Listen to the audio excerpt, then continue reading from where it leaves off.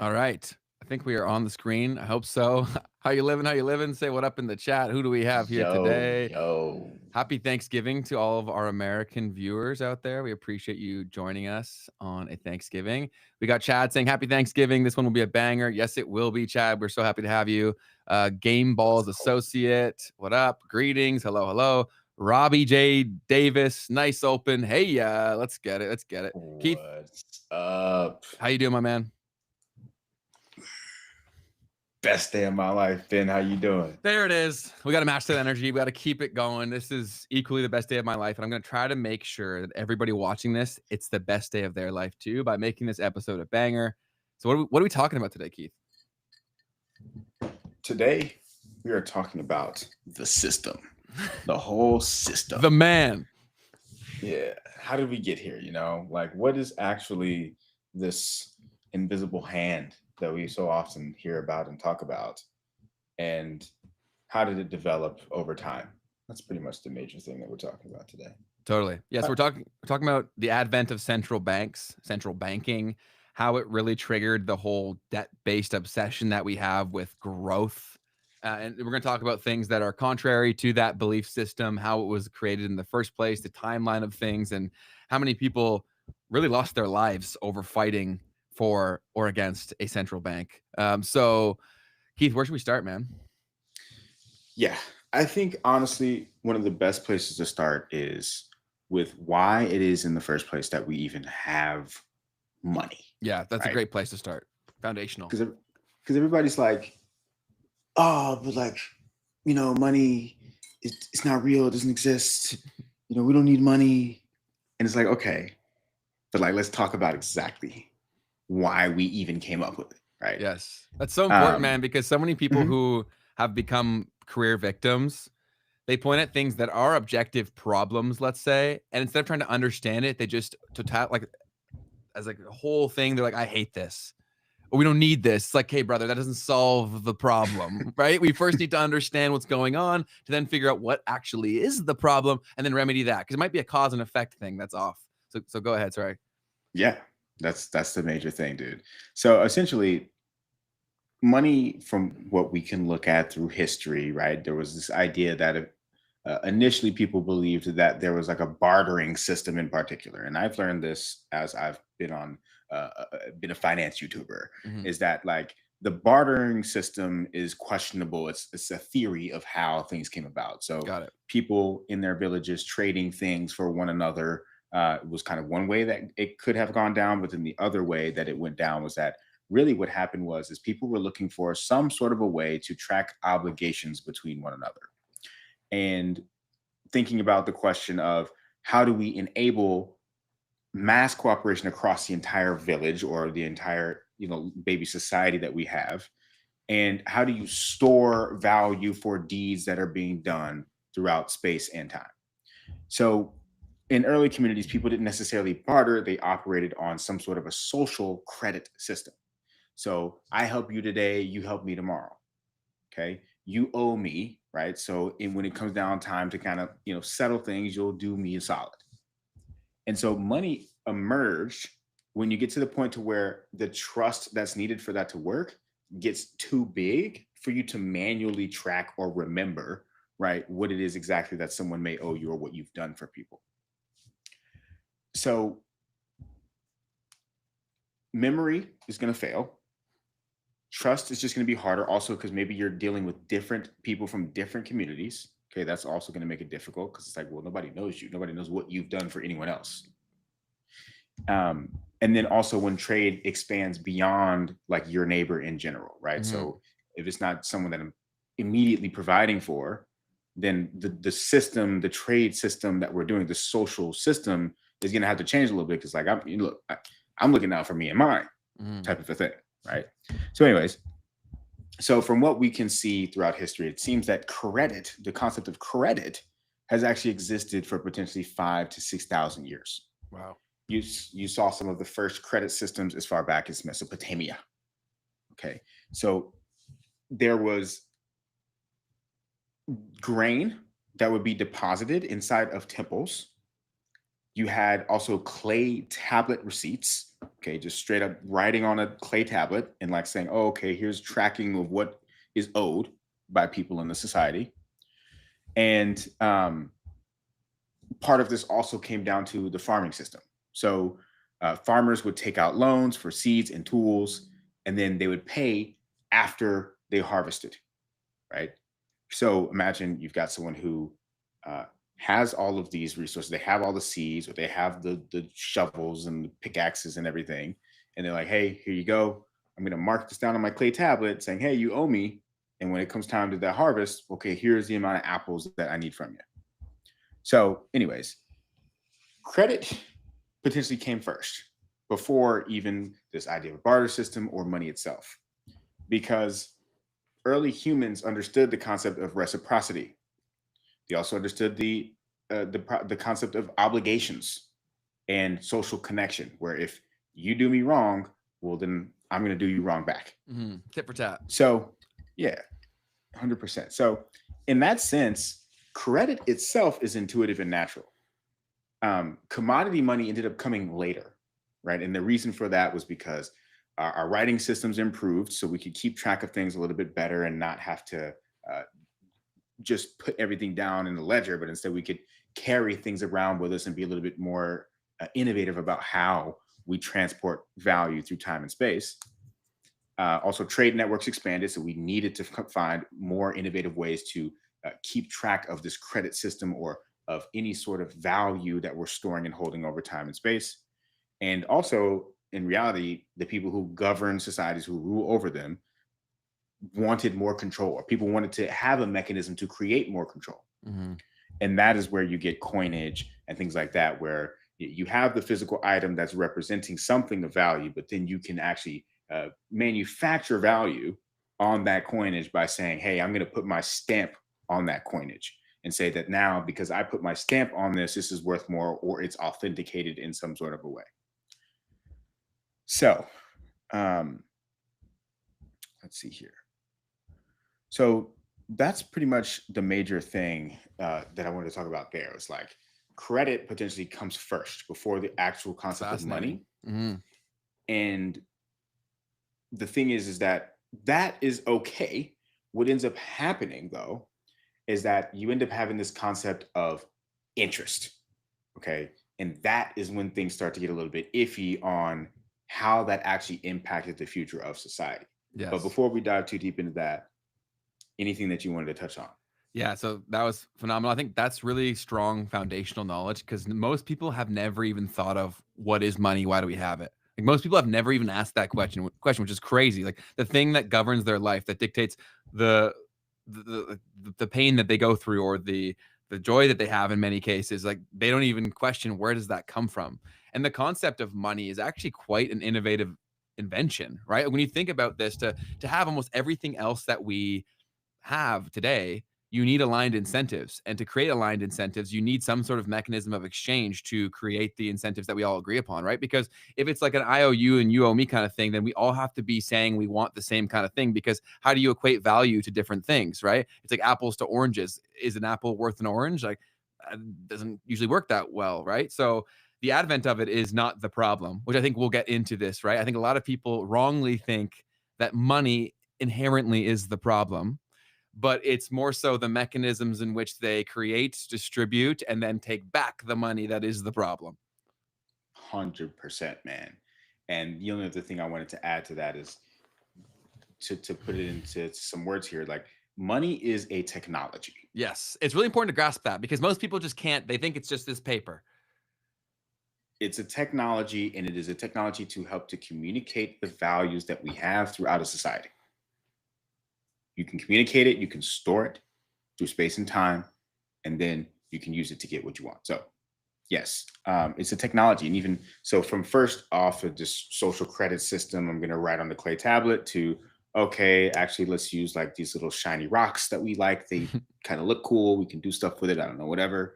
Let's use that. And then now we're going to take that and then we're going to turn this into coinage, where we're going to like degrade this metal and then also put a stamp on it that says, okay, this is worth this much.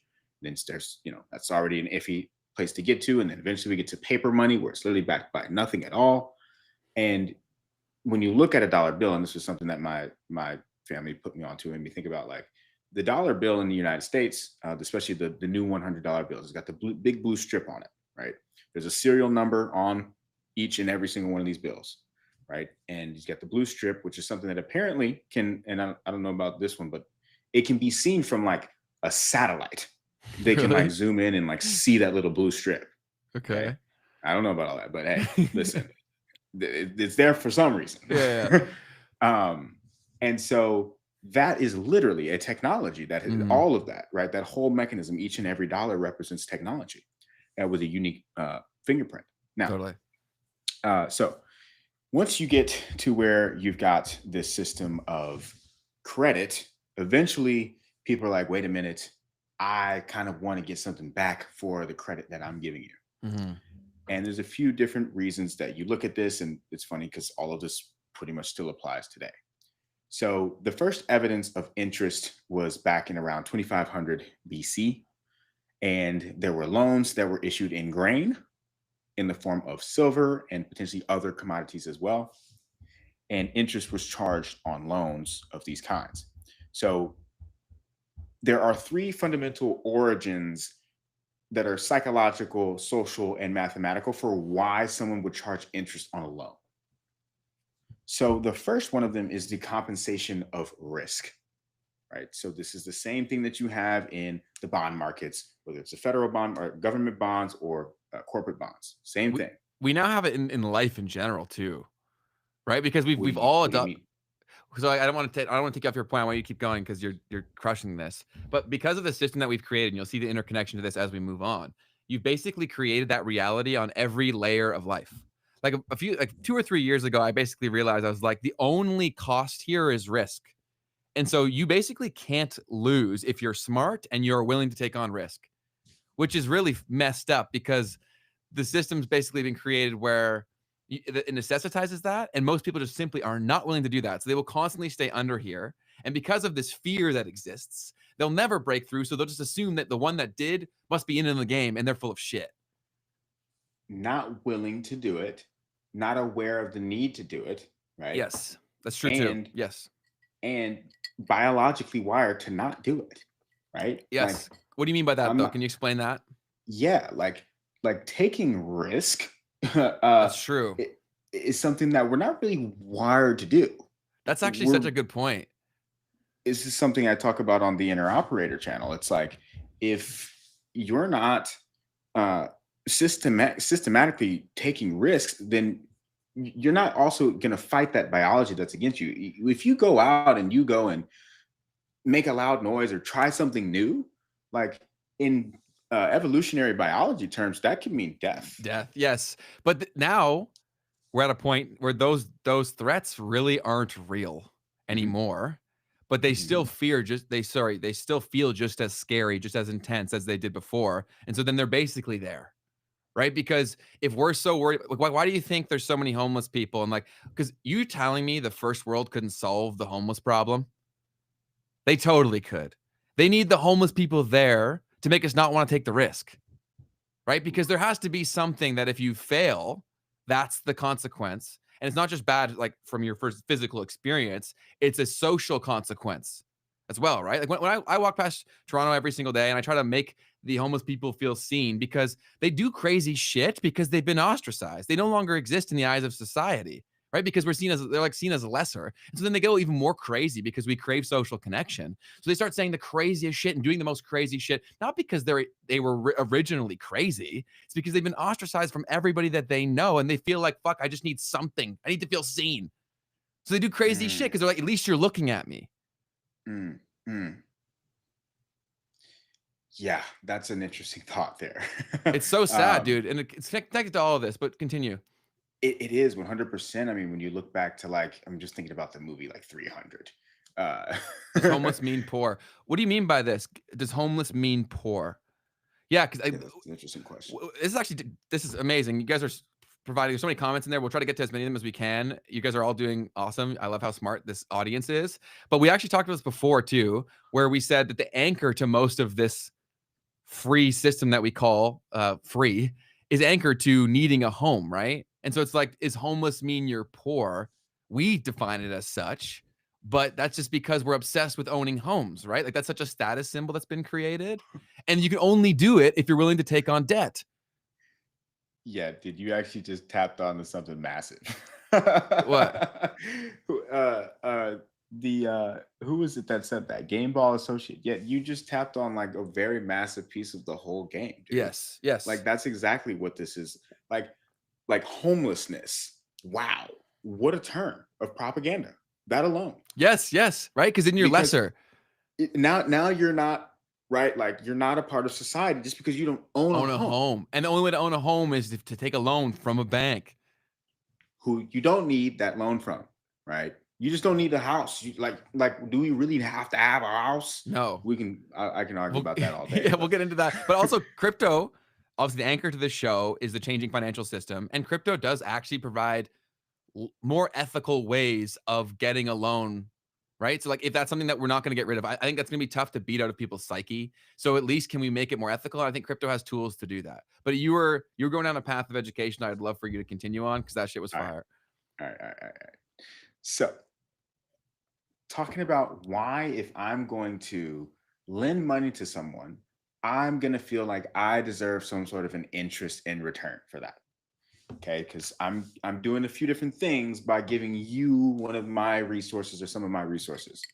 The first thing is the risk compensation itself. So even the earliest lenders in history understood that if I give you something, there's a chance that you might not give it back to me. Hmm. Okay. Or even if I give it to you, you might not get the result that you were expecting to get from it. Right. So if I give you my shovel to go out and, or if I give you seeds to go and plant, right? Like not only might you not be competent as a farmer, but maybe it doesn't rain enough. True. Okay. So there's no way for you to get me my crops back. Um, Also, there's a chance that, especially back in the day, that by the time the crops are ready to go, you might not even be there, brother. Like, That's true. your Yeah. your time might have expired. Yeah. People are dying at like uh, 30, 40 years old. the facts. So the first reason for interest is to compensate for this risk of loss. Okay. The second form of a reason why you would want to charge interest is opportunity cost. So once again, if I give you 100 seeds and I no longer have those seeds, or if I give you my shovel, then I don't have that shovel and I can't do what I would with that shovel. The opportunity cost of it. Yeah. So that is another reason why someone would charge interest for a loan: the loss of the future use and the value of lending instead of consuming the thing that you've lent out. So that's the early form of this time value of money sort of concept. And then the third thing is this idea that maybe there's some sort of a hierarchy that you're creating by giving someone a loan that also comes with interest. Hmm. Okay, because now not only do not only do I get that money back from you, but you need to go out and get money from someone else to you. And that is how, like, basically you're working for me now. Hmm. Yeah. Yeah. You're owned at that point. Yeah. Yeah, Yep. because and it gets intertangled, and that's also I don't think an accident. I think it's very much by design. And so I wanted to double up on these comments here. So Hmm. one or two things to do. This only applies if you have family well off enough to fall back on if you fail. I agree to a degree, and I disagree. So I agree that the risk goes down exponentially if you do have someone to fall back on. But as someone who took on an absurd amount of risk, I didn't really have anyone to fall back on, and I like, you still can do it because the risk it's all about how you define what risk is, right? And so and it's so much harder than it should be and it needs to be, but there are tools out there that make that less true each day because you can make money from nothing, right? Through technology with like content, online businesses, etc. And so you can take on risk without actually taking on risk. So yeah, I totally get what you're saying if you're like actually putting money, a ton of money on the line, but you don't really have to put capital on the line to start making money anymore. You can do so with your time or knowledge. Yeah, and I mean to your point, there 102 things to do. The problem here is that you still don't have like you actually have to take risk Yes, we've reached that with the point in way the that game things where are. the only Yeah. chance that you have, because and we'll get further into this too about how the price of assets just continues to run away. That's something that we've talked about on the show so much, but the actual inner workings of how that impacts our day-to-day life, it's really hard to stress because people will typically act in their self-interest, not necessarily even all the time because they're bad people. They might just be so sheltered from the reality of a situation because of their situation. Right? So, like, for example, the politicians here in Canada, like, they talk about the public, which in a way that is just so clear that they have no idea how the average Canadian's been impacted by the decisions they've made. It is so apparent with the words that they say, how they say it, the things they're talking about, how insensitive they are to certain things. It's just so apparent that you're rich, you have rich friends, and you have multiple properties and a lot of assets. It's so obvious in how they talk, man. Right? And so then now, as these continue to run away, unless you take risk, you can't even get in the game. Yeah. It's a tough situation out here because also we have so many people who are elder to us, for instance, who have literally been taught to save everything, Yes. right? And there was a time where that did make sense.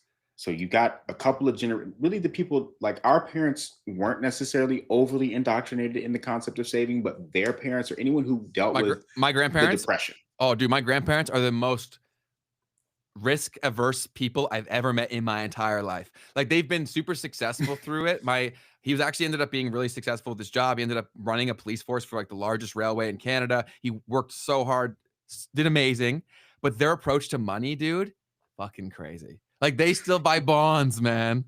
Take that in every Christmas. Like, he worked so hard. My grandpa's name's actually Keith, which is another reason why I was like, oh, I like Keith so Hey. much. And he worked so hard, but every Christmas he'd give us like a bond that he bought from the government, right? And it was like a few $100. And then by the time I got it when I was say, I don't know, 18 or 19, it had made like almost no money, Keith. It was That's crazy. crazy to It was think crazy. I about, was like, dude. man, if this was in a stock even, or like the S&P Yeah, 500, like it would have been yeah. worth like probably hundreds of thousands of dollars. But I got it and it was like 16 grand. And he'd been doing this every Christmas for me. Right. Wow. And and Yeah, so like, what's that? Like 300 times 18, 16, whatever. And then that's all it had depreciated. It was up to 16 grand. that's crazy, It's man. insane, right? But you're right. It's how you get trained, is how you become, and how you view money, which is another reason why I'm going to recommend the book once more, The Psychology of Money. Go read that. See Oh what your yeah. relationship is coming from, because a lot of people don't understand that that's steering the car. But great point that you said that they were indoctrinated to like don't take risk, and a lot of them now that are still existing, they own a lot of the homes too. Right. And so they don't Mhm. want to sell because then they're going into a sea of risk, is how they see it too. Right. So there's a shrink on supply as more and more people are flooding through immigration. And where do we go and live? There's going to be a massive tank on almost all assets. When it happens, I don't know, but you'll go as we go through history and create this walk through the central bank. This is their playbook. They run up things like crazy and then they tank it because the only person who has money when everything is tanked is the person we all owe money to. Mm, So then they come and buy it back for pennies in the dollar and it starts over. That's why I think crypto will go so crazy, because enough people will wake up to this and be like, shit, like crypto could be a huge scam, whatever, could have been done by the CIA. But what other choices do we have? Right? yeah. That's just the biggest issue once again. It's just like you actually don't have an option. So it's like you can keep fighting it. You can I've had I did a video on like gold versus Bitcoin recently, and there was a nice amount of comments that were like, oh, neither. And I'm just like, okay, Okay. but the answer Yeah. would be both. Yes. Like, Yeah. what are we doing here? Like, Well, when um, we talk about everything else getting repegged in terms of it probably wouldn't be pegged in dollars, because as the currencies we know today, they're going to be devalued like crazy. that part of it for sure is without a doubt. Um, and so getting out of dollars in whatever way that you can, the best that you can, is going to be something you want to do. And the way that I would do it, if I had to go from a first principles perspective, we've got a lot of, let's say, the largest financial institutions in the world, where their whole game, their whole job is to take other people's money and to invest that money and get a return, right? That's how they get paid. And so when those people decide that, okay, it's time to kind of rewrite the rules of what a traditional portfolio looks like. So we had this 60-40 bond, 60 stocks, 40% bond portfolio. That is objectively not working. Okay. So now we've got also central banks as well around the world, different governments around the world that have said, hey, well, maybe we should start to diversify away from even just US treasuries and whatever form that may take, right? So gold being obviously the most obvious thing that these countries have started to go after. Okay, so that's for the central banks and the sovereign nations themselves. But the investment managers and the money people, what are they saying? They're saying, well, there's just something about this like technology thing that's going on. We're definitely going all in on the Max 7. But then there's also this little asset out there that seems to kind of mirror the value of the internet in some sort of a way. It kind of like captures Metcalfe's law. Let's talk about that, and let's maybe make that at like 5% of your average traditional portfolio. Okay, cool. Now that's kind of becoming the standard, and not only that, but they're now launching products. They're now launching investment products to everyone else that say, hey, if you want to own this little internet money thing, you can get your hands on it now. Mhm. And these are the largest institutions, once again, in the world, trillions and trillions and trillions of dollars under management. And this is now the standard. These are the products that they're offering. This is Yeah. BlackRock. Okay, Yes. let me just say it for you. Yeah. Let me spell it out. So you got the IBIT ETF from BlackRock, and now tons of others that are coming for altcoins as well. So Mhm. I know we kind of got off a little bit on a tangent, but the No, I think point it's important. is that like if the largest institutions and the governments of the world are saying that this is how we're going to take risk into the future and that we don't want dollars anymore, Listen, you got to kind of like catch up. You got to that's the catch up here. that's the craziest stuff when I talk to people about this. I'm like, you don't need to listen to me. Listen to what people do, right? These people are thinking they're positioning themselves for their own future and the future of their whole country. And they're making decisions like this. And you're trying to argue with me that this thing is a scam. Okay, like who do you think you are? And also, 100%, I man. think people are so ignorant to the size. I'm going to bring up this chart one more time because we talk about this all the time. But like the crypto market is so small relative to other markets, where if you realize what's going on here, so this is coin market cap. The whole market cap for all crypto combined is $3.12 trillion. Okay. And then let's look at Apple. Apple market cap. That's freaking everything, okay? Apple's market cap is 4.09 trillion. So all of Bitcoin, all of Ethereum, all of XRP, all of it is worth less than Apple. That fundamentally just does not make sense. Let me one up you on this. Please, one up the crap out of me. Because this right here is one of the iconic graphics. And if you haven't seen this, welcome. From 2022, this is all the world's money and markets in one visualization. Now, this has changed a little bit. All right, it's 3 years old. But the point here is a little bit different. The point here is to look at visually, shout out to the visual capitalist, what does different asset classes, what fraction of that is like total global money, Mhm. right? So you can see Sam Bankman-Fried's net worth at the peak was what? I guess it was over $1 billion, whatever. The sports teams of the world, okay, at 340 billion. You've got cryptocurrency, which, at that time was 760. Right now it's what, 2 trillion? So you can give that a 3x this space. Now you've got Russia versus Ukraine's GDP. You've got military spending around the world, global military spending in a year, right? Not just the market cap of it, right? They've invested tons of stuff over time. In a year is $2.1 trillion. Currencies, US currency out there, tangible currency, somewhere around $8 trillion just from the US. Gold, okay, that's out there in the world. At a 1750 spot price back then, you're talking about $11 trillion for the total market capitalization of gold. Okay, so now that number is almost 4 times that. Mhm. Okay, so 30, let's say 30 trillion. Okay. So anyways, just these are the world's billionaires, right? 12 trillion there. Central bank balance sheets, all the assets that they have on their balance sheets, another tens of trillions of dollars, all of the S&P 500. Look at this. Look at where crypto was back then, right? A very tiny little speck. And this isn't even the big stuff. Let's talk about global money supply, Let's talk about all the stock markets. Let's talk about global debt. Okay. Now you start getting to the big numbers. The debt, global real estate, $259 trillion. Yeah, this is all Okay. debt. Okay. And then, yeah, facts. And then agriculture, commercial, and then global wealth. Okay. So these types of numbers in the derivatives markets, this is where it gets funny. You can see that scrolls on and on Oh and my on. The notional goodness. value of derivatives contracts. Can you explain what that is to people who don't understand? Yeah. So essentially, derivatives contracts allow you to get leverage, which means that you're essentially, oof, I hate to say it this way, but you're getting multiples of what it is that you're putting down. So the notional value of a derivatives contract is that leveraged amount that you're getting for the amount that you put down. So if I'm going to buy an option, as an example, on Tesla, I can buy one option that will then allow me to have the option to buy 100 shares of Tesla. So if Tesla's trading at $100, then I might be able to put down $100 to get $10,000 worth of Tesla shares, as an example. Okay.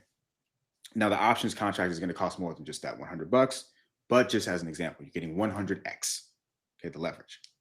And so that notional value would be that $10,000, right? Versus the $100 that I put down. So when you talk about the notional value of a derivatives contract, that is what that means. Got it. Cool. Super So, important to say. Yeah, and that visual is really powerful. Sorry, you got more?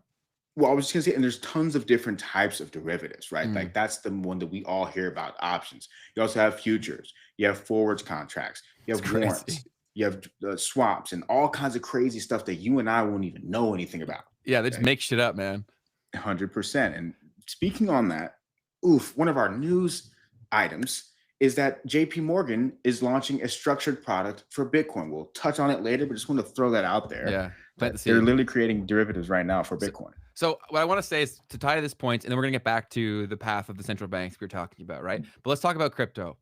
When we're in this situation where we're in this debt-based spiral, which we'll elaborate on more, right?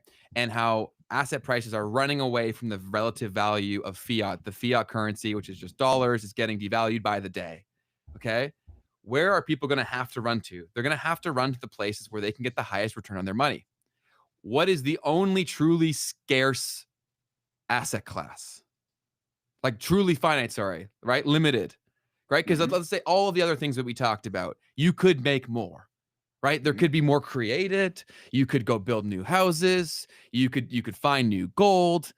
Bitcoin has a finite supply. There's only so much of it. And so as more and more people come into this space, much like Keith said, they're creating instrument after instrument for the non-tech native, the non-Bitcoin native person to hold this.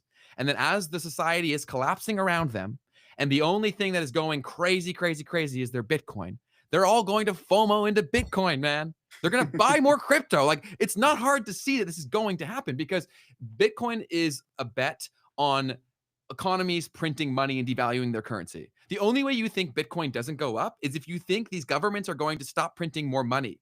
They can't. Right. They literally cannot. The whole Ponzi scheme would collapse. They don't have a choice. Yeah. And speaking to all of this is part of why I can understand the idea of like a super cycle a little bit better because the thing is that like I actually don't know if we get retail bids. I think what we're gonna get is Will a it matter structural though? bid. Yes. It won't. It won't. We'll get a structural bid that'll come from the institutions that are buying the stuff on everyone else's behalf without them even knowing that it's happening.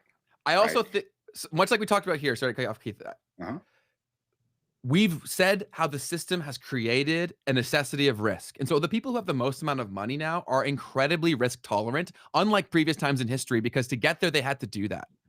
Right. And so there used to be this natural shift where they would just purely go into debt, like a wealth preservation mode. But when your currency is getting devalued so much, you have to accumulate more assets to try to keep up. Right. So they're going to chase the pump in other places. So even like I think the altcoins will go crazy because I think that they're going to chase deeper and deeper into that pool. And they're going. And also, I think what people don't understand is if you get past the top 100 altcoins and you look at how small these projects are, it's almost impossible for me to explain to you how little money needs to come into this place for what you currently hold to be worth 100 or 1,000 times more. Like that's actually possible with a tiny amount of money relative to these people. Do you get what I'm saying? That's why, like, Right. I'm still super bullish on altcoins. I'm still super bullish on you getting educated because there are still crazy opportunities. And the only reason they're still here is because they've done everything to convince you that they're not. Yeah. And one thing I want to add to what you said, Ben, is this concept of the multiplier effect, the Yes. market Yeah, capitalization we've had some multiplier comments on effect. that before. Yeah, and whatever. So, something that's important to recognize is like, okay, so as you said, Ben, like it doesn't take that much money to go into these assets for there to be an incredible change in the actual value of the asset itself. Yes. So the reason for that being is that uh, point being here is like I don't need to put down $1 billion into Bitcoin in order for the price of Bitcoin to go up or the market cap of Bitcoin to go up by $1 billion. Instead, depending upon the float being the circulating supply of this asset, right? If there's not as much of it on the market, then me putting down $1 billion to buy it, especially at one time, can actually impact the price by 10%, for instance, of the total market cap of Bitcoin. So if Bitcoin is worth 2 trillion and I put down, let's just say more like $100 billion, and that pushes the price up by 10%, well, that's a $200 billion change, right? Because 10% of 2 trillion is 200 billion. And therefore, you have what's called a multiplier effect of 2. Mm. Okay, it's a 2-to-1 multiplier effect. So I put down 100 billion, but that changed the price by 200 billion. And that is called the multiplier effect. And when you're talking about stuff that has thin liquidity, Mm-hmm. things that don't have a high float, okay, Yes. that don't have a deep liquid market where people are constantly buying and selling it back and forth, you're going to have multiplier effects that are in the Crazy. double digits. Yes. Okay. So That's just fantastic. No, always do that because you do such a better job of me of explaining how we get there. I just say, here's where we're going. So I'm glad that you come in and help me do that. So one point I want to, for all these people listening, before I'm about to say the dirty word, I want you to come to what I'm about to say with a very open mind. Okay. Here's why I'm so bullish on NFTs in connection to this conversation. Okay, Keith, I, I had to. We're gonna get back to the central bank, but I gotta explain the psychology here. Okay. Let's hear it. Okay, please bear with me, people. I know you all hate NFTs. Okay, just please listen to me for a second. Okay, let's say NFTs are fine art. Who buys fine art? Who buys it? I'm asking you an actual question. Ralph Rich, Lauren, rich people, right? like all the way rich Okay, people. so who's about to become really, really rich? Vitalik Crypto Buterin people. and his homies. Crypto people, okay? And so if everything, if this change of wealth is coming into tech native people and people that don't really care about the flexes of yesterday, then the fine art market changes where it's conducted, right? So I see this as fine art, and I'm there before the rich people have even arrived. Because it's not cool. It so much changes in your psychology when you're rich. People don't understand this. And I only know this from studying rich people. I ain't rich, I'm broke. But I study rich people so that I can take advantage of the opportunity. See, you lost me at NFT. That's the problem, right? That's the problem. But like, follow the money here, Chad, right? When these people get super rich, what do? They go buy dumb shit. They go and buy That's a dumb fact. shit. And so they're going to buy shit to say, I have this much money. I'm this successful. Here is the flex. That was for our previous generation. Why do guys who are so insecure care so much about Rolexes? Because that was a status symbol. If the people who have the money now don't care about that status symbol, is a Rolex still worth a lot of money? You know, I had this thought today. I'm in Bangkok, everybody, Mm-hmm. and here, like, it's a developing country, and in this city, you can see that. But there are supercars here, Yeah, of course. and I saw this car today, and I thought to myself, like, what would it be like to be in Bangkok with something like that? It's a Bentley. And I'm just like the level of wealth disparity that's in that is massive. But the thought that ran through my head was that like having that car says what it says is I beat the game. Yes. Thank you. Thank you. Yes, yes. Because when everybody wakes up and realizes that, holy shit, the crypto bros were right, what are they going to do? Flex that Yep. they were right. Yep. And that's going to come at a price tag. And in fact, the price tag becomes a pro, not a con. Why does that Bentley cost so much? Because it's saying I got a Bentley. So thank you, Keith. Yep. That was amazing. I'll calm down. I felt it. No, I felt it. It brought me right to that moment earlier I will today. say, like, I'm going to make crazy money off of my NFT portfolio. And when I come and talk about it here, don't say I didn't try to tell you to get educated. That's all I'm going to say. He even told you what chains he's playing on. Yes, I literally told you everything. So, and I'm not saying to do it. I'm saying if you agree with my logic, it may be worth exploring, is all I'm going to say. But when people do dumb things, most people are poor because, and this is also why most businesses fail too, is they try to sell to poor people. I want to be in the market with the people who have the money. I don't care about anything else. Hey, we have an NFT on the wall in Smithsonian-backed art museum. The rich people are already in them. Jennifer, you are a legend. See, I am insane, but it doesn't mean it's not going to happen. Also, if you visit, it's a beautiful place. All right, we'll definitely check that out. But let's get back on track. I've already been crazy enough. Let's let Keith take over and provide some chillness. No, that was awesome, fantastic, because it really, really does tap into also the part of the podcast that we love, which is what do we do about a lot of this stuff, right? Yes, yeah. So I think where we kind of were was just looking at the fact that interest itself can lead to this kind of hierarchical kind of situation where once I've lent money to you and I say you have to pay me back, well, it's like, wait a minute. Well, then that means that whatever I'm doing is actually partly for you, right? So now if I owe you, then what I'm doing, you own a piece of my work, essentially. And so with that, in these early societies, you had the wealthy lending to the poor.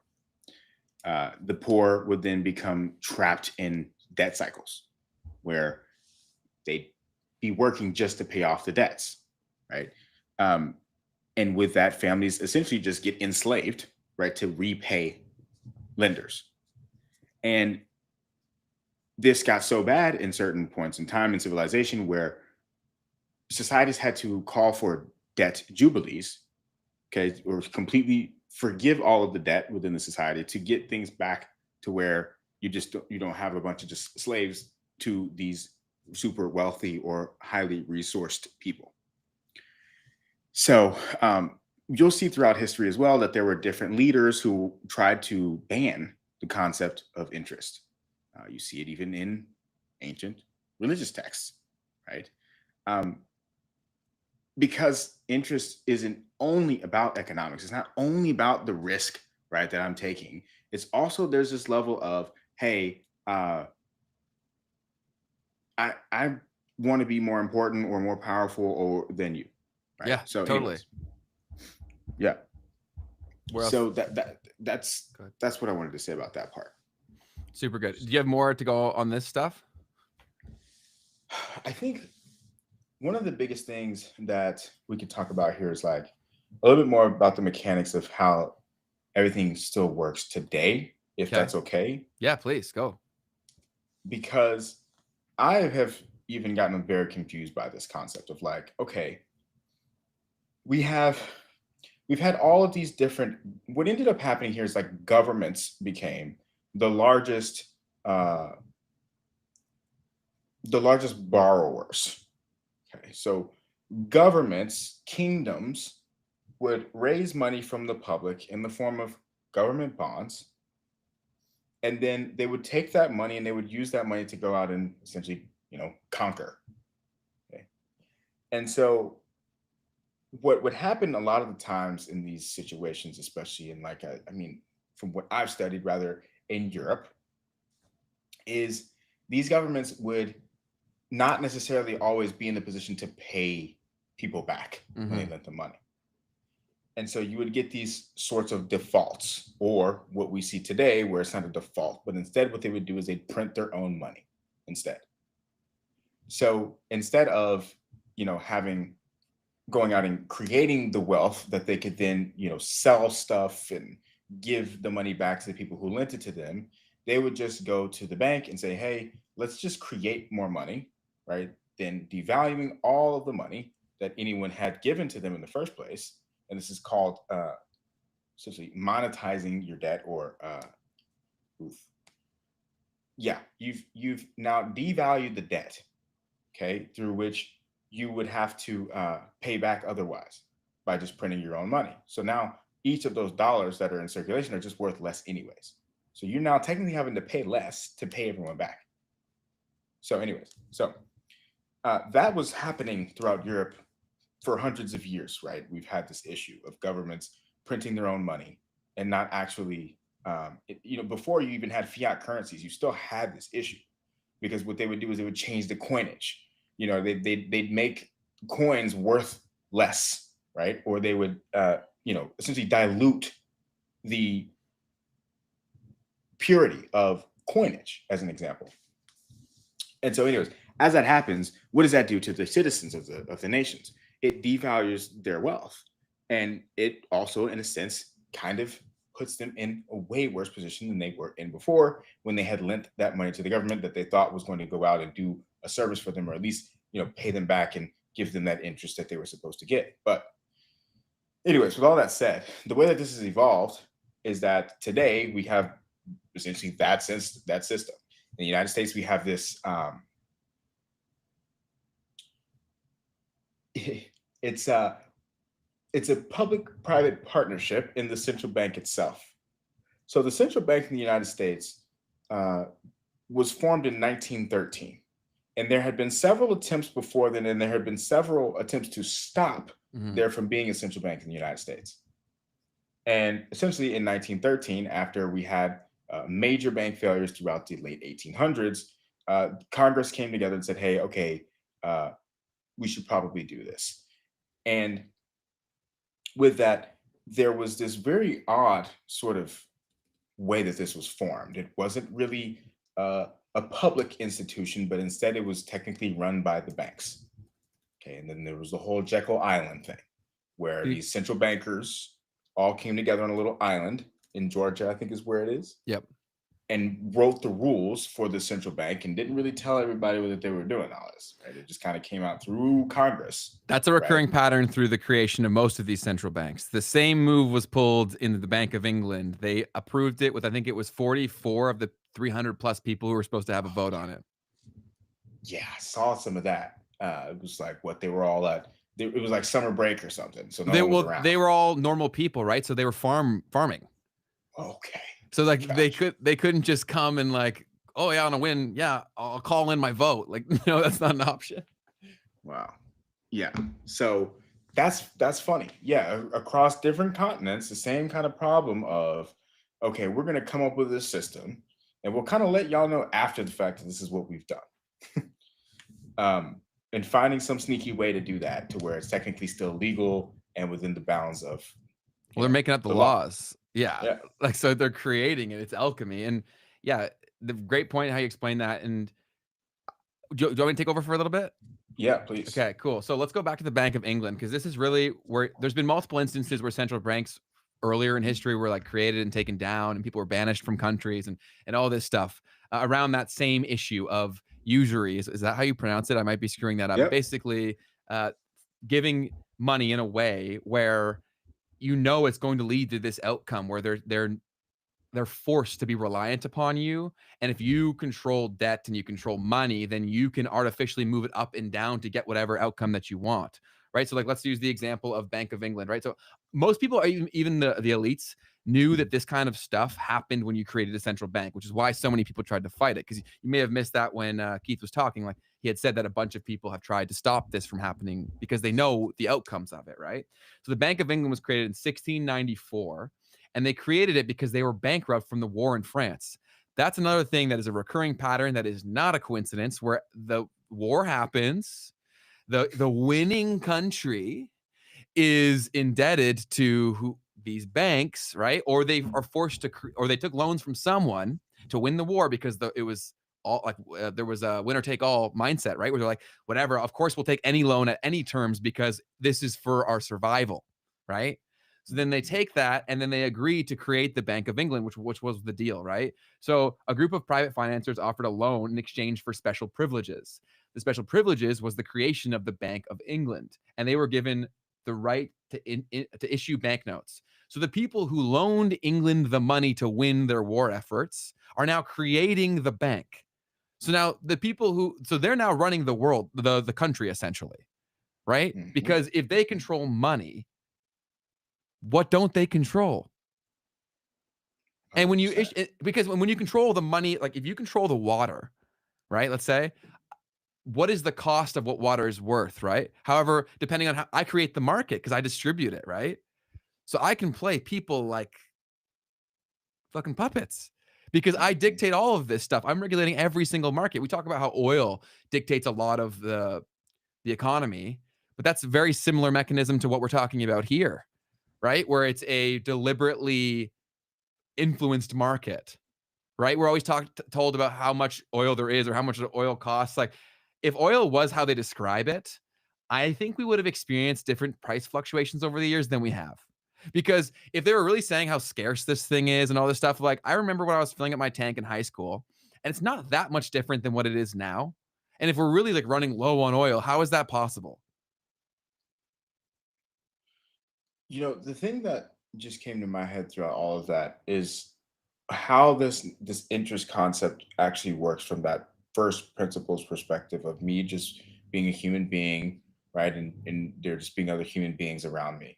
So if I have a resource or access to a resource or the ability to defend a resource, it's kind of how things play out, Mm-hmm. then then if I do if I lend you stuff, if I start finding some way to where you owe me interest, then I now perpetually can inflict the power that I have over you. Because otherwise, you could just take it from me, Yeah. right? You only have to do this once too, Keith, right? Because once this is set up in place, it's just a constant like hamster wheel. You're doing the same thing over and over again. I only need to get you to agree to this once. And then once I own you, like that's why back in the day, right? Like people like, how could this possibly happen? We didn't have phones. We didn't have the internet. If you were an evil person, it is really easy to lie and say things happened that didn't happen. A lot of That's wealth was true. created from people having channels to get information earlier. They would come back and lie about the outcome. So the price of something tanked. They would buy it on the cheap, and then tomorrow the real news came in, and it was the complete opposite. But he's holding everything, or they're holding everything, right? That's why these recessions that happen, they're also on purpose. Because how else do you keep this thing going? You got to own everybody, and then you got to topple it all down so that you can just take it all back for what it was actually worth.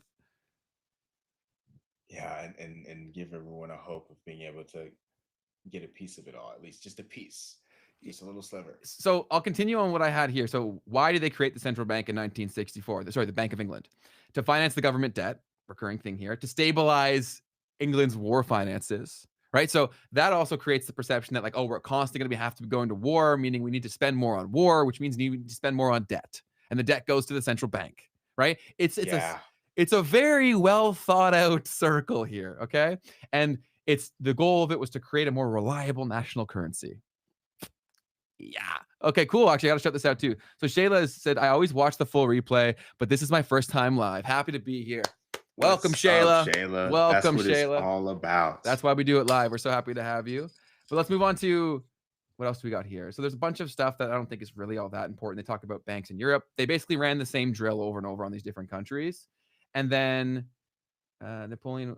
Yeah. So then they eventually. So let's talk about Napoleon here too. So Napoleon is a very influential figure throughout history, but what's very different about him is that he was able to do all of his conquests for the most part for the early part of his career without taking on debt. And so he really saw taking on external loans or debt as basically the death of a nation.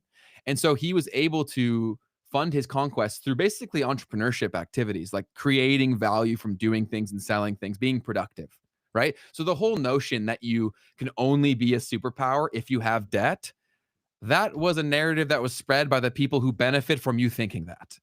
Okay? Because he did it for a very long time. And then why do you think they took down Napoleon? Because Napoleon was proven that we don't need this shit. Mm, right? And so, mm. of course, you're going to take him down. He's living, breathing proof that the fundamental thing you're saying is a necessity isn't true. That's like saying, like, oh, you can't swim. If you go in the water, you'll be dead. And your buddy's in the pool waving at you. Right? Like that makes the whole thing flawed. And so eventually, because of the social games, war games, etc., eventually they did get a central bank into France. So that happened there too. Denmark. There's so many things, but then the biggest stuff for us is America, right? Because America is the latest winner, right? And so then are you familiar with like how the whole federal you talked a little bit about it, but can you give us more specifics in terms of like why it was created, how it was created, how JP Morgan locked all the bankers in a room? Like, can you talk about that? Ooh, yeah, I don't have the full details of Okay. the full story. Um, the only other thing that I could add to what we said so far is that the idea was to provide that. Well, the reason that was given, right, was to actually be to create a lender of last resort, Yes, right, was because the of bank major failures and thing. stuff, right? Yes, but Exactly. the bank failures are created through artificial means. Well, I think that's actually arguable because people do you do have naturally, I imagine, economic booms and busts. And what happened at that time is there just was no sort of there was no safeguards around that. And so when it did happen, it wasn't just like, Be catastrophic. yeah, yeah, it'd be really bad where the whole little credit system in your community is just gone. And then Mhm. from there, you can't do anything that you need to do to survive as a farmer, as an example. So, do you need a central bank to be the lender of last resort to fix that problem, or do you have to have different sorts of just national laws to create banking systems that don't have that, but not have the an enforcer like the Fed, um, and instead just give people guidelines, right? Like kind of laissez-faire, like keep your hands off of our banking Yes, system and the markets and let them make the mistakes, but tell them what they should do, totally. you know? Yeah, and it's So also possible that it wasn't always coming from like an evil place. It just may have led to evil things, right? And can you explain why, say, like a bank run would happen?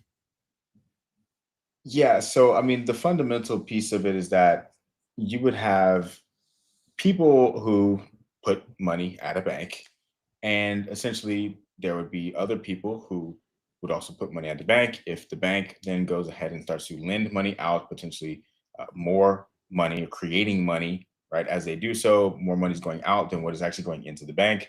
Then obviously, when people say, "Hey, I want my money back," if everyone goes to do that, first off, it's funny because what really happens is you have to have a like like some sort of a rumor is kind of how That's thank you. part of it That's what I was works. about to say. So could this not be totally artificially created? Let's say if you have enough money, right? You could have enough skin in the game of every bank in the world. All you have to do is take out the money that you have to basically create that actual situation right away.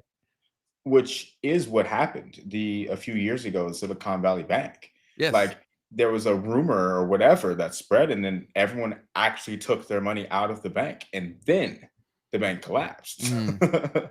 So every bank failure technically has this element of that memes side of everything that we Yes, talk about. that's the point that I was trying to make, right? Yeah. If you are willing to create a false narrative or have the means to make a real narrative, but one that you created, it's pretty easy to do that, right? Because then you also have the Mhm. people by the balls, right? Because let's say the bank gets created, all they have to do is understand that on a conceptual level, I can do that. For you to listen to everything that I say, because if you piss me off, I end this whole thing, and they've gotten everybody in a web of that. Right? Like that's interconnected. Why do you think they go into countries that don't have central banks and try to start wars? That's a coincidence too, for sure. Yeah, I mean, I was thinking about that a second ago. It's just like, do we have any countries that just like don't have a central bank? Do a fun little experiment for yourself. Go look at the major conflicts over the last 100 so years and see what their central banking situation was before and after. Go do that for yourself. That's a good one. That's You'll a good see one. some things. I'm not saying it's like totally explains everything at all. I'm not saying that at all, but I'm saying it's important to understand people's incentives to understand what they do. And you can usually reverse engineer that. North Korea. Does Interesting. Does North Korea have a central bank? Maybe not. Maybe not. Central bank. They probably don't. That's one thing we should. He says, yes, North Korea does have a central bank, officially known as the Central Bank of the Democratic People's Republic of Korea. So I'd love to look more. We should actually do an episode on North Korea because that's a fascinating thing, a fascinating place for discovery. I think central bank was invented in Babylon, BCE 1750. Yeah, obviously the concept's been around for a very long time, but we're more so talking about the ways in which it's run today. And then it got brought into America in was 1913 when they created the Federal Reserve. Is that also when they created like that's the first time that they had anything like this? It wasn't the first time that they had anything like it. This was, I think, the third attempt to create a central bank in the United States. Okay. And what's important too is that like all of the rules around it technically weren't in place yet, right? The whole Federal Reserve System like wasn't there in 1913. It Mm, was just the central bank itself, which was still owned by like these member banks. got it. Okay. And then over time, you end up getting more legislation where they get the dual mandate, for instance, over time, which is, maximum employment, uh, stable prices. Okay, that came like I think it was even in like the 90s or something like that that came in, and then you had the actual full system, right, where you have the Federal Open Market Committee and all of that that came later down the line as well. Interesting. Yeah. So then the timeline that I have here is that they created the Federal Reserve in 1913 after the Panic of 1907, where there was a severe banking collapse. And then J.P. Morgan, who's going to be a recurring character in a lot of these things if you do your own research. This guy was, depending on how you look at it, like either very successful, but a lot of other things too. J.P. Morgan had to bail out the entire U.S. system personally, showing the U.S. had no central lender. So he basically, from the stories that I've heard, obviously this is all secondhand. I've yeah. So he locked all the bankers in a room and then basically created this Federal Reserve, central bank, whatever. So Congress created the Federal Reserve to prevent bank runs, provide emergency liquidity, lender of last resort, something that Keith mentioned a bunch, stabilize Mhm. the financial system or control the financial system, and coordinate currency issuance. The key role, standardize the US dollar, move away from dependence on private banks to rescue the nation. Yeah, and so one of the things, so I read John D. Rockefeller's biography earlier this year by Ron Chernow. It's a heavy read. I read It's like his letters to his son. That was pretty easy to okay, read. That's decent. okay, Yeah, and that's also a thing you have to understand too is that even much like we say with the politicians say in Canada, it's even at a bigger scale for these people who are so far removed from how their actions actually impact the everyday person. Right? So like a lot of if you study through history, a lot of these people who were objectively, if you look at it critically, were the most evil people on the planet. They think they're the good guy. okay. So that perfectly plays into the John D. Rockefeller story. So he was driven right a lot by he was a Baptist, okay, Baptist church Christian, and so his whole kind of mindset was around like trying to do what his divine purpose was for the world. Okay. And I only bring him up and JP Morgan up because first off, they were around at similar times. Hmm. And what happened was all of these bank failures that kept happening. These guys were the richest people at those times. Hmm. So what ended up happening is that the banks themselves would actually go to them Yeah, they had and to. say, "Hey, like we need money, and you guys have it, so give it to us." And so J.P. Morgan, right, was one of these people who would actually literally bail these banks out personally, Hmm. right, which That's is how a rich this guy was. crazy thing to That's think about, absurd. right? But anyways, just wanted to add that because yes, J.P. Morgan was a critical piece of that. That's how he ends up, owning what are now kind of like this conglomerate of banks that have now been broken up and whatnot. Um, but yeah, so that's kind of what that's the level at which these people were sitting at in society when all of this was happening. So They think were bailing the banks out. So think about how few people have that kind of influence like that, but how easily they could spread it through the mechanism of business, money, etc., to like infiltrate sectors of everything else. Right? How easy would that be to do if you're controlling all of the resources? Where else do they go? Much like you said, they had to go to him. Is that not the same for if the banks don't have money? You think any other industry has money? Right, right, because the banks are the source of money. Yes. And so if they don't have money, the other industries certainly don't. And so they're all going back to the same place, Yeah, which is crazy to think about how everything is interconnected. And people always say, oh, it's not that deep. It's like you go back, you only find a few names. Maybe it is that deep. 100%, man. And yeah, I mean, you can see tons of documentation of these people literally not just trying to do what they think is right. Uh, John D. Rockefeller was potentially, like, arguably very delusional, though. Explain. Like, for instance, I mean, look, what we have on record is the guy would he would go to his competitors. He owned oil, not refineries, but they would get the crude oil out of the ground, from what I understand, right? And so, wait, no. He was the refiner. Excuse me. He would be the refiner. And so what he would do is he would go out and he would take all of his competitive refiners. He'd go up to them and he'd say, "Hey, I'd like to make you an offer, right? Like, I'd like to do you a favor. We've got the largest oil refineries in the nation. There's no chance that you're really going to compete with us. It'd be a really good idea if I were you, to just kind of like sell your company to me." And they'd be like, "Oh, well, I don't really know. Like, I'm fine. I don't really need that." He's like, "Well, listen, I'm trying to tell you right now. You better sell it to me. I'm offering you to buy your company from you because we're really big and there's not a whole lot that you can do if we start to lower our prices and then you can't really compete. Like, if I were you, I'd sell your company to me."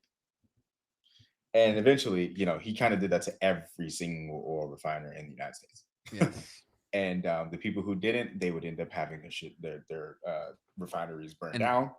is that a Or coincidence that we're so reliant on oil, or is that a coincidence that oil is so involved in our medical system, right? yeah, And then, okay, how do you do that? You need to get into the education system. There's a few families that if you go back far enough, they made all of it. Everything that we see, they had their hands in. Because if you think about it, the world that we are operating within wasn't formally shaped that long ago. And so who had all the money at that time that could possibly shape these things? And why would they do that? You got to start asking these questions because there's only a few names that I would love for you to look into, like the Rothschild banking family. You should certainly look into them. You should look into JP Morgan. You should look into Rockefeller in a big way. Any other names that I'm missing? people always bring up the Medici family. Yes, that's who I forgot. Because they're even before the Rothschilds, correct? Yeah, man. I'm Yeah. pretty sure. Yeah. So Yep, yep. that's something I haven't done any research on them, so I definitely need to look into that more. But it's pretty insane. The Rothschilds banking family is crazy. Um, Rothschilds question mark. What about them? They're one of the most powerful banking families of all time. They split up their sons into different places and basically became a banking powerhouse in all of Europe through doing that. There goes all of our search traffic. Because we said the Rothschilds. Yeah, true. We're cooked because they definitely own this stuff too. That's also why, people are dropping. We're losing them. No, good stuff, man. Where do we go from here? Here's a funny one. I heard he was a shape-shifting reptilian Luciferian. Different book though. Yeah, people go pretty crazy conspiratorial in terms of these people's involvements in, say, secret societies or extraterrestrial stuff. What's up with that? Keith's got his deep thought face. I was just trying to figure out what I guess he was referring to the John D. Rockefeller book. Or maybe it was a different book. Yeah, I'm not entirely sure. I typed that as you were saying it. Oh wow, yeah, yep. So, I mean that's to me is one of the most fun things to look at. That I really had a great time reading that book. It's all Uh, fascinating. yeah, because it's like he really truly there was a lot of documentation of him really truly believing that he was He was doing saving the world. a He's doing God's huge solid. work. Yeah. Yeah. And that kind of so that's why we also need people who have good intentions, who have that kind of ignorant level of optimism, right? Because now moving on to the point, like, what do we do about this? I think you have to understand, you have to fight to the education because unfortunately, like we talked about here, obviously they're going to put in safeguards to defend against narratives that aren't advantageous to them. Like over history, they would burn books. Now they control algorithms, right? It still happens. And so you really got to be a student, be very skeptical all the time, even if anything we say. Don't take it as gospel. Go do research. And we screw things up all the time. We talk about this stuff because it's stuff that we feel is important for you to know that can hopefully have some impact. Because the more that we understand, the more that we could even come up with ideas, right? Like we have some amazing people out there that are really smart. They just aren't trying to put their mental bandwidth or their spiritual bandwidth towards problems because they don't even know they really exist. Big facts, 100%. 100%.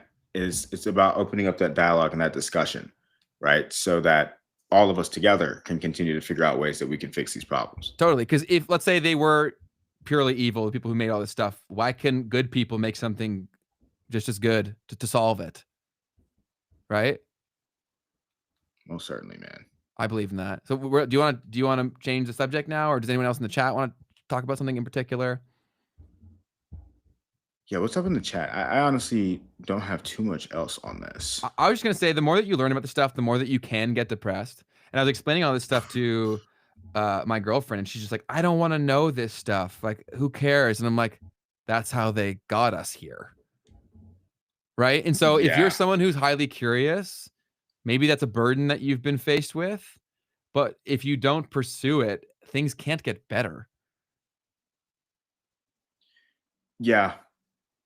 And I would also come down to like, what can you do to get yourself in a position to where you can then be in a better place to really seriously think about how to fix stuff. Yes. And we're so much stronger as a people than we give ourselves credit for, because there's been so much messaging to convince you that you're not. Now, going back, like, think about through the models of this, right? What was the reason for the advent of most of the systems that we're forced to go through, like cattle? It's to make us like cattle.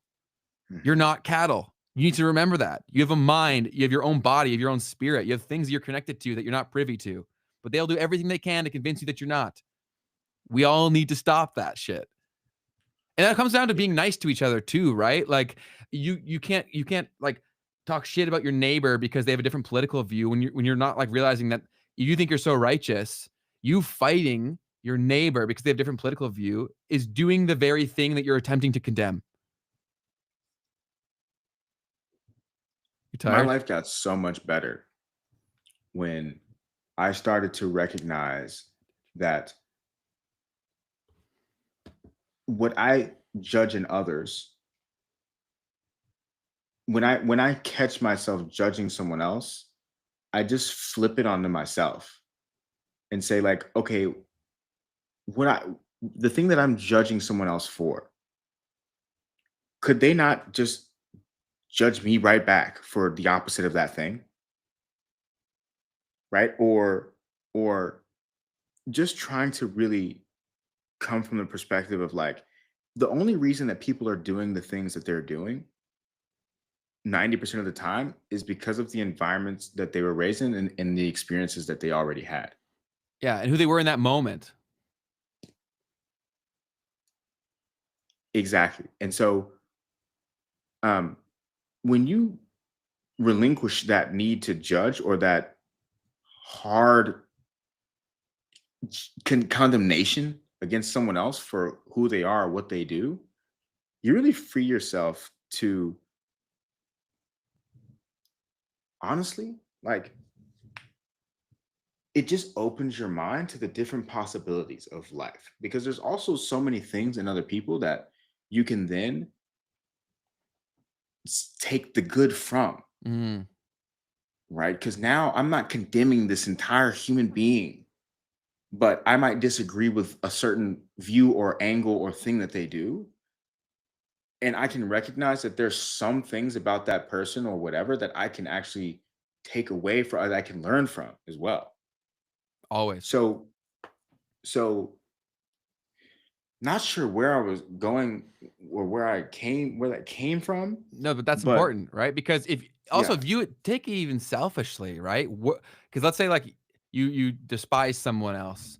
If you just are obsessed over that, you hate them, all you're doing is attracting hate to you. Where if you approach it from a place of curiosity, then you actually benefit as well. Because everyone has something that you can learn from. So I want to double down on these comments here. So how do we use the banking system to our advantage? My 2 cents here would be to study history and see how you can use it to benefit your situation, so that hopefully you have take care of yourself, and then hopefully have enough to take care of everyone else. Any advice that you have, Keith? Um, I would say understand the game, understand how they make profits, Yeah, right? And either get aligned with that or, the crazy thing that I really want to say is that you got to use that system. you have to. It's there Like, this is what the wealthiest people do, man. They use that system. like crazy. And you gotta take risk, unfortunately, to get even to a point where you can use the system, right? And so it's hard. It's super hard. It's on purpose, things. And Flexo also said, we can talk about it. I just want to say there's a lot of propaganda out there. There's so much propaganda out there. We actually, one of the videos that I watched and researched, like I was gonna share it here, but I thought he was a little too extreme, so I didn't even bother. Right? Like, yeah, you got to be able to discern between the two. But I think every conversation is worth having. But otherwise, things get lost. Cool, cool. Do you have anything else, or Yeah. do you want to move to the news then? I think we can go into the news. I think I had just a couple of things that I for sure wanted to do. One of these is kind of an older. Um, Hold on. I think I lost some of it. Oh, okay. Well, yeah, today or yesterday for you guys. It was yesterday actually as well. Bull trap. It's yesterday for me too. I'm ahead of you, so that doesn't make any sense. But um, let's see real quick. Tether.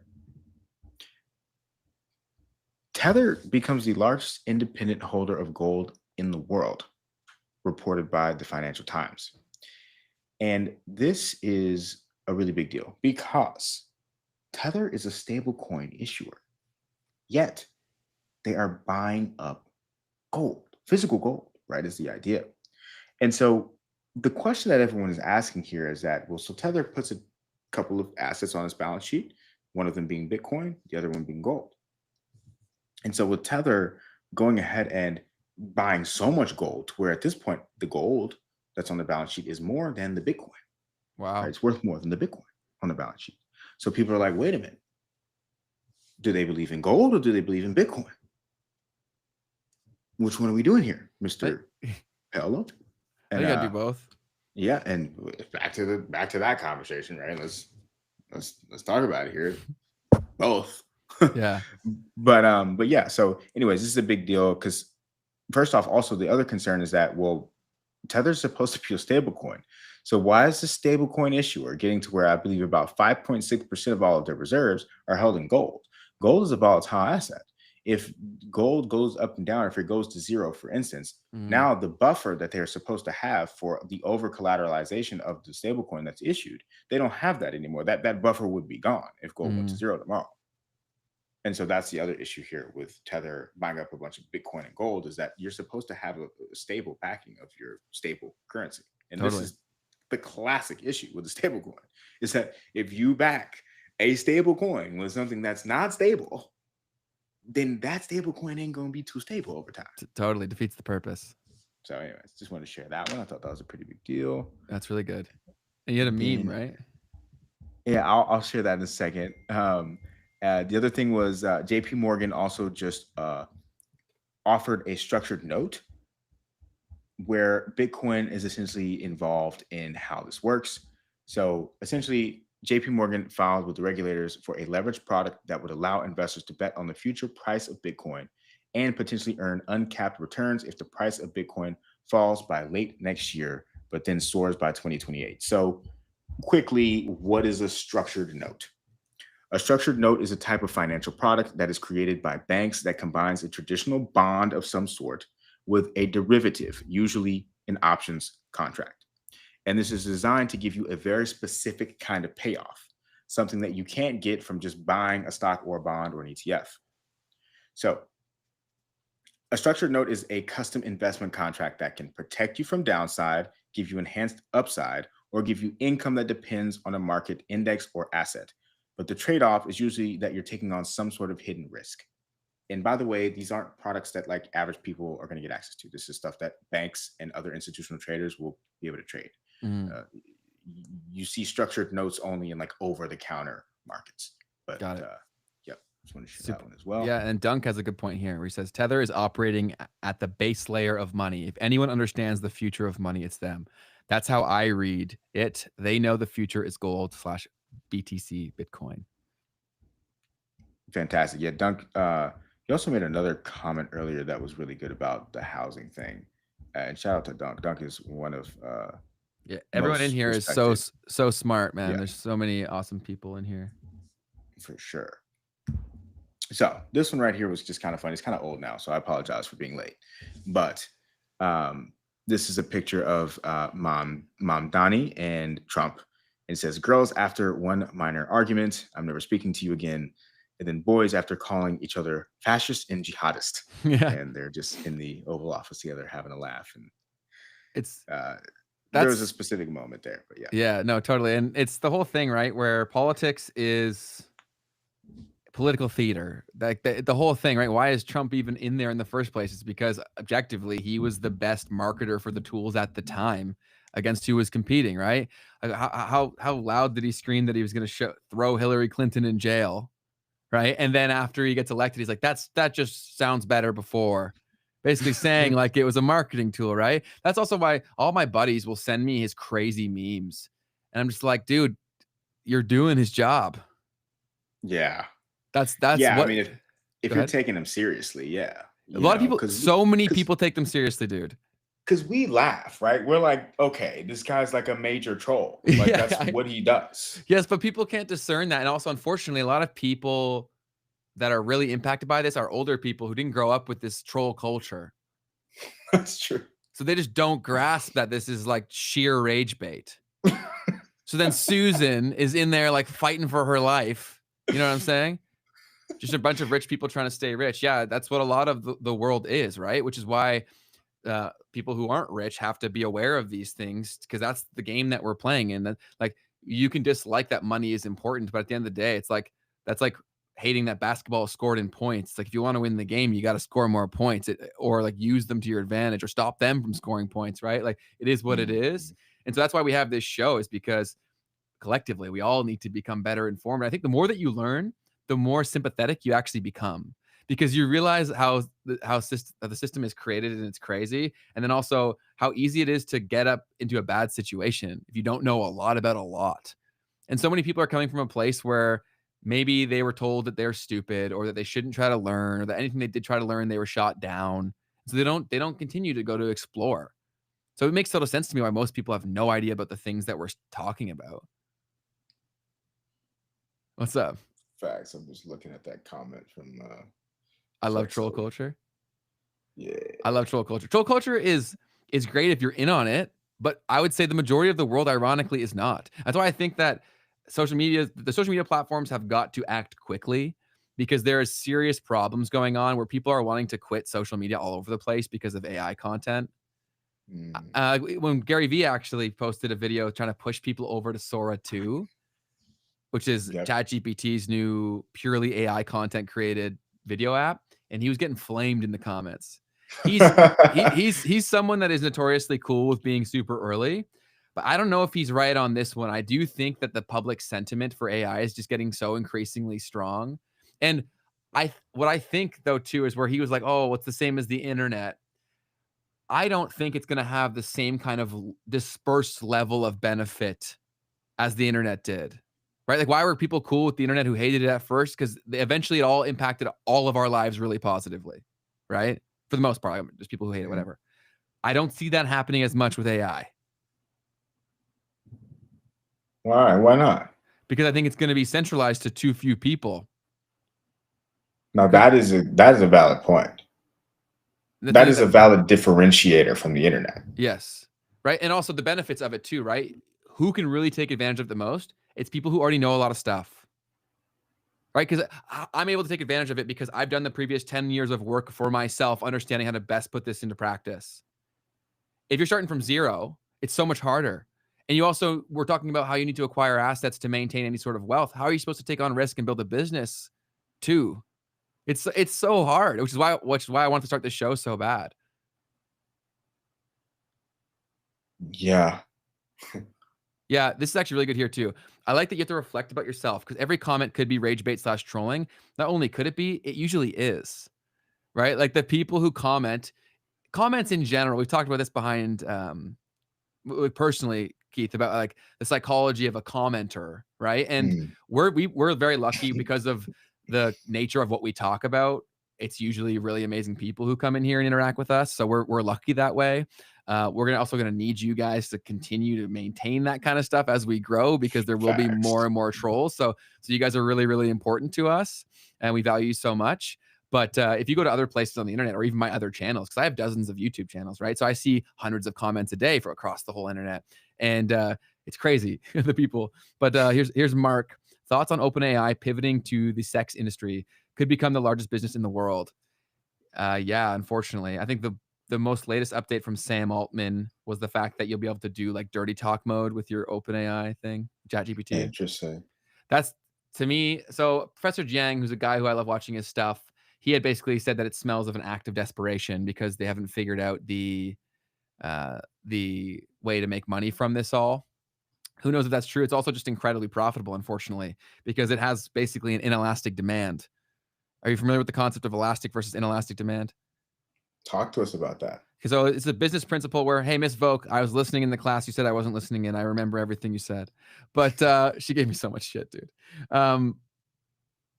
So if something has elastic demand, it's a lot. Wow, I'm actually holding an elastic. Wow, that's crazy. So basically, if I were to, I was playing Whoa. with it whew, and so basically, elastic demand is where if I pull this, eventually it breaks, right? There's true market forces that are going to lead to a natural free market or freer market. Inelastic demand means I can just pull this and pull this and pull this and pull this and pull this forever, meaning that there's not a direct correlation between supply and demand on the impact on price. Okay. So what are things that have inelastic demands? People things are addicted to or that they need, right? Mhm. So that's why in Canada do we pay such egregious prices for alcohol? It's because it has inelastic demand. Those that want it will buy it at almost any price, and the government of Ontario knows that, and so they charge any price, right? So Mhm. I always try to build my businesses as much as possible around things with inelastic demand, if you can, right? Because even when things are horrible, people still buying their cigarettes, people are still buying their alcohol, people are still watching their porn, right? Unfortunately, these There business you go. owners know that and they take advantage. There you go. Yep. And at this point in society, I mean, we've talked about this a little bit here and there.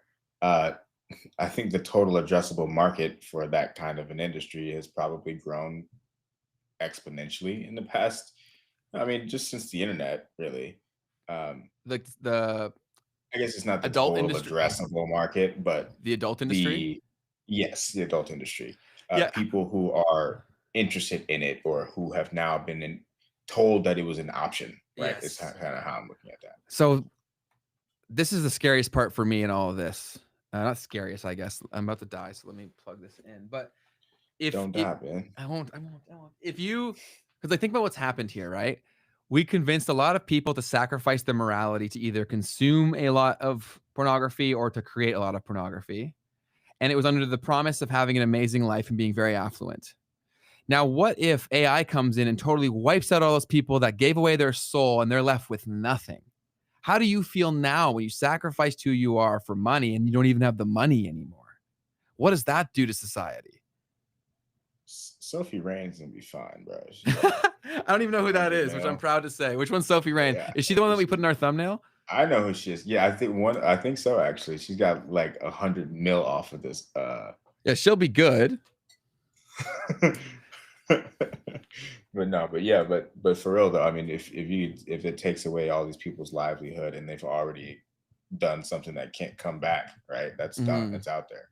Yeah, you're right. What does that do? I think we Um, all need to become a lot more forgiving of a society because if you follow like what happens is that people sacrifice themselves and then they're forced to live with the consequences of that, and the consequences are largely social. And so if we're aware that I've said this before and I'm going to keep saying because I think it's important, is that for us to progress as a society, we have to forgive the flaws in others that were created from the system that they were forced to operate in, right? It's not easy, but forgiving people is like one of the only ways where we all get better, because you can't solve a problem if you're dealing with it purely independently. So that's one thing here. And then, so let's go back to the comments here. So I'm not trolling intentionally. Yeah, no, you can troll if you want, do your thing. All good. And then, I'm not saying you are too. And then Tristan Harris, yeah, so he's the guy who did the anti-social network, and now his big thing is pushing like not anti-AI, but anti-AI awareness. I've reached out to him. We're gonna try to get him on here. The more that we grow this show, the more we're gonna have access to all these people. And we won't always do the best, but we're gonna try to ask questions that like you guys would want to ask. That's one of the things that I think can really make this thing so independent, is that we're not tied to any like fundraiser. We're not tied to a lot where we can take risks that a lot of other shows just simply can't, because there's too much on the line for them. Whereas we're deliberately keeping this incredibly lean. It's Keith, me, producer Kurt in the background, and then we have some amazing contractors that help us. But it's like we can take on risks and have conversations that others probably wouldn't. So you guys help us do that by growing the show. So like sharing it with people, making sure to actually click the subscribe button, because we're fighting through the sea of content and AI BS mania out there on YouTube now. And so we really only need like 1 or 2 episodes to pop for where we can start pulling on some very serious guests. And Tristan Harris is one of those people, which is why I brought that up. Yes, sir. I haven't seen him on the circuit, so I haven't actually watched some of his stuff. I'll have to watch it. Yeah, he's good. I'll watch some of that Diary of a CEO one. He does Diary of a CEO does a really good job. He puts on a really, really good show. He's a smart guy. They really brought to life the whole podcasting growth industry that I was doing in the background. So he legitimized my work and also made it way harder. So it was good in many ways and horrible in others, but you can't not acknowledge the significance of what he's achieved. So definitely kudos to him. What other shows do you watch, Keith? Oof. I mean, I've been watching Moonshots lately. Yeah. Other than that, I do follow that Jack Neal guy pretty closely, actually. Yeah? Yes. Yeah, he just had on Nick Fuentes very recently, and that's popping off. Yep. And then another one of my favorites is Open Residency. Open Residency. Oh my goodness. An absolute gem of a pod. What's for anyone the premise? Who's in marketing or business. It's basically mostly consumer founders who are doing like 9 figures in their businesses, who are actually sharing like the sauce around what they've done. Yeah, this show gets it too. You can always go, when I go to a podcast, I instantly know if they get it because of how everything's sorted, right? The titles, the content they're going after. Yeah, these are like Gary V's guys and stuff. It's like Caleb Rouston's homies and stuff like that. So yeah, totally makes sense. I'd love to hear in the chat, what other shows do y'all listen to? What other stuff when you're not in here yapping with us? What else do you guys watch / listen to? And also, what other topics do you guys want to see? We'll open the floor up to that now, because coming in the future, we've got so many ideas that we want to do. One about the men's mental health crisis. The only reason we're saying men's is because we're men. Like women are dealing with mental health stuff too. We'd love to have someone on to discuss that, but unfortunately, we can't do that with any sort of validity. We also, what other ideas did we have, Keith? We were talking about it before we started. Memes. Yeah, the meme stocks / meme coins. Coins and stocks. Yeah, I hope you guys don't ever think I'm trolling either. I love you guys and just like having fun and playing devil's advocate. Please play devil's advocate. Yeah. I love that so much, because I'm going to say things that are wrong all the time. Like that's just going to happen when I'm yapping this much. I'm going to say stuff that's wrong, but I know it's important to say something that's wrong so that you tell me it's right. Right? So please, whenever I say anything, tell me, right? Come in here, start a conversation, challenge me on it, right? And also, maintain let's maintain this as we grow, because we're still a very tight-knit community, but things can snowball quickly, and you guys are like the OGs, so let's always try to keep that going. That's pretty all that I had. Go ahead, Keith. Yeah, the personalities that you're bringing to this show is literally creating it. Yes, so you guys are so important in this. Yeah, like you guys are so vital to this, right? Think about how much better this conversation becomes from your involvement, because we have so many blind spots. And that's why we made this show live, guys, is because how many times you're listening to a podcast and you're like, oh, he didn't know this, and this would have made the conversation so much better. You guys can give us that context. Might just be 100%. dumb and lazy. Okay, so try to get Ed, I don't even know, Zitron on the show. He had an interesting take that if we reach ASI, artificial superintelligence, it might just be dumb. Like its intelligence is based on the mean of data sets. So if the data sets aren't good, the AI isn't good. Yeah. That's also, we're at the point now too, right? Like how good is AI going to be at training itself? Right? What else do we have here? Why is the education system not valued in the public sense in America? Why are teachers paid so little yet work so much? Daryl, great question. We should do a whole episode on the education system, Yep. Keith, for Yep. And we sure. could have some really cool guests for that too. Yeah, I'm down. Anybody have in mind? Please, let's have them on. Yep. But how would you answer that question though, Keith?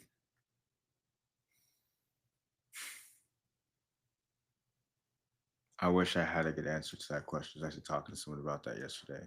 I can provide an hypothesis. Yeah.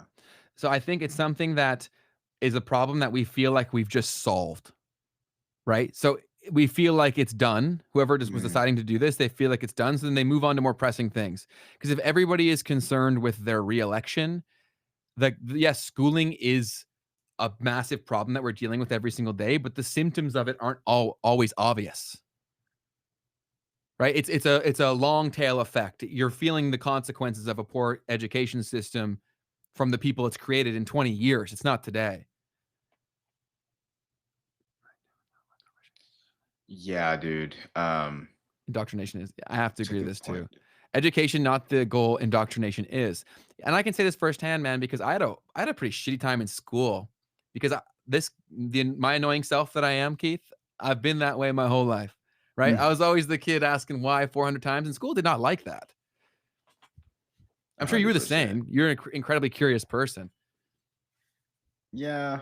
I mean, I think I knew to just fall in line. Yeah, I was like, I'm not gonna even. Yeah, I never really did that. I'll talk to my good teachers like after class. Yeah, I talked to every teacher and got in trouble for it. And my dad would always be like, "You're such a smart ass, man." And I'm like, I just want to know if I'm right or if I'm wrong. And if I'm wrong, I want you to tell me what's right. That's something that's always been important to me. So that's why I totally see you challenging the teachers all the time in the middle of class. And producer Kurt in the background is not too different. Like we got in a lot of trouble growing up because we would, right? Like one time there was sex education. Oh, Kurt, we made that guy's life hell because we were like asking the craziest questions because he's like, we all sit down. He gets all the boys to come in. They separate the boys and the girls, and we're sitting there, right? And this poor bastard sits down in front of us and he says the worst thing he could have possibly said. He said, "There's no dumb questions." And we said, "Okay, let's go." And then we started asking this guy the craziest stuff. And Kurt and I were a big part of that. We also got suspended for a fight in high school.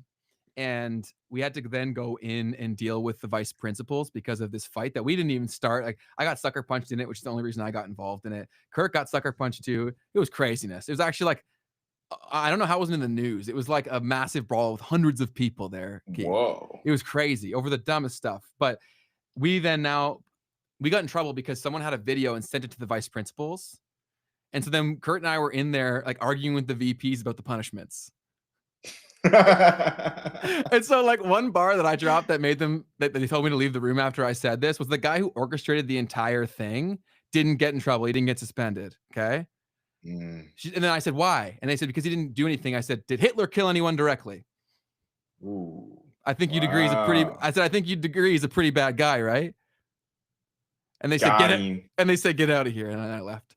And then that was a fun experience. But do you have any funny stories from like school? Oh man. Aligned with the things that we're talking about, I don't know, man. I'll give a shout out to my economics teacher in high school or college? High school. Nice. What's their name? Danny Wright. Right, Mr. Wright. We appreciate you. Shout out to Danny Wright, man. I gotta give love to Mrs. Volk. Like, although her and I battled when we were in classes, because she was one of the main business professors, and I graduated from high school with a business certificate because I was one of the few kids that took like every offered business course. So I graduated with that, and so it means I saw her a lot, and her and I freaking battled, man. But she was a great resource. And she's the one who taught me about Bitcoin, bro. Oh, wow. Yeah, when I was in grade 10, so I was 15. Whoa. Yeah, so I actually That's insane. I owe her so much. And I actually went back and spoke uh about entrepreneurship in her class too. So shout out Mrs. Voke. As much as we battled, I love you. One time she is my last thing, and I want to get back to the audience here. But I think I've talked about before about how I write really horribly, right? Like my handwriting is really, really bad. Have I ever told you about Okay. that? It's like No. the worst you may ever see. It's that bad. And so I'm great at writing if I can type it out because my brain moves too fast for my hand. I can't get it out and I get frustrated and then I just say screw it, right? So when I can type, I'm a very good writer. I always have been whenever I could type it. But if I'm writing it, it's horrendous. And so we had to write out, or no, we were typing out an assignment and she'd only ever written my stuff, graded my stuff from handwriting. So she comes back in front of the whole class, hands me my paper. She's like, "You did phenomenal on this. Don't ever write anything with your hand again."